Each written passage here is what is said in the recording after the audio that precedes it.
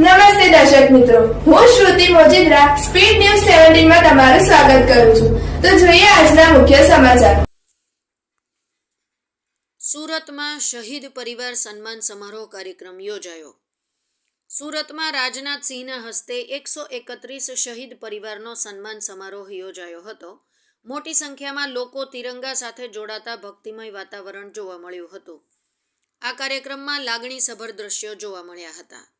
સુરતમાં મારુતિ વીર જવાન ટ્રસ્ટ દ્વારા શહીદ પરિવાર સન્માન કાર્યક્રમ યોજાયો હતો, જેમાં દેશના સંરક્ષણ મંત્રીની ઉપસ્થિતિમાં 131 શહીદ પરિવારનો સન્માન કાર્યક્રમ યોજાયો છે, જેમાં દેશના સંરક્ષણ મંત્રી રાજનાથ સિંહ સહિતના મહાનુભાવો મોટી સંખ્યામાં ઉપસ્થિત રહ્યા.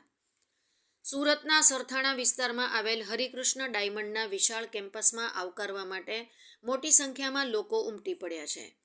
સુરતની રાષ્ટ્રવાદી સંસ્થા મારુતિ વીર જવાન ટ્રસ્ટ દ્વારા આજે દેશના 131 શહીદ પરિવારોના સન્માન તથા શૌર્ય રાશિ અર્પણ કરવાનો કાર્યક્રમ રાખવામાં આવ્યો છે.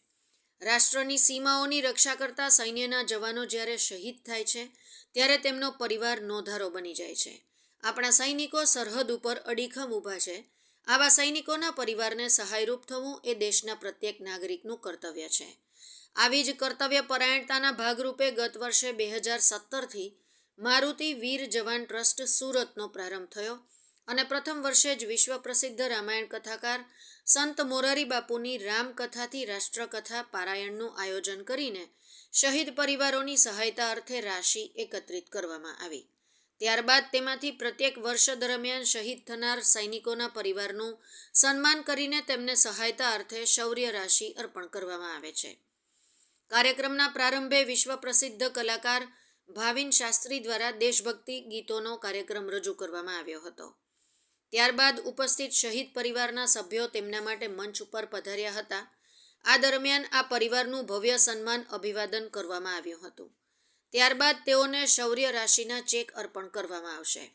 આજ દિન સુધીમાં દેશના વિવિધ રાજ્યોના 320 શહીદ પરિવારને શૌર્ય રાશિ અર્પણ કરેલ છે અને આજે વધુ 131 પરિવારને પ્રત્યેકને ₹2,50,000 આપી ટોટલ 451 શહીદ પરિવારોને શૌર્ય રાશિથી સન્માનિત કરવામાં આવ્યા હતા.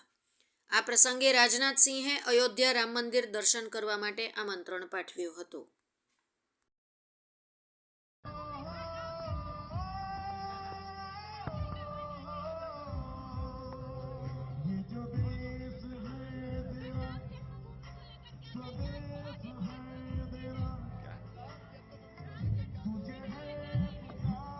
नहीं, 22 जनवरी को प्राण प्रतिष्ठा होने जा रही है. मुख्य यजमान के रूप में हमारे प्रधानमंत्री मोदी जी मौजूद रहेंगे और मैं मानता हूं, सारा देश ये मानता है कि उस दिन हम सबके लिए एक हर्षोल्लास का दिन है और सभी लोग सारे देश भर में स्थान स्थान पर भगवान रामलला की पूजा करेंगे.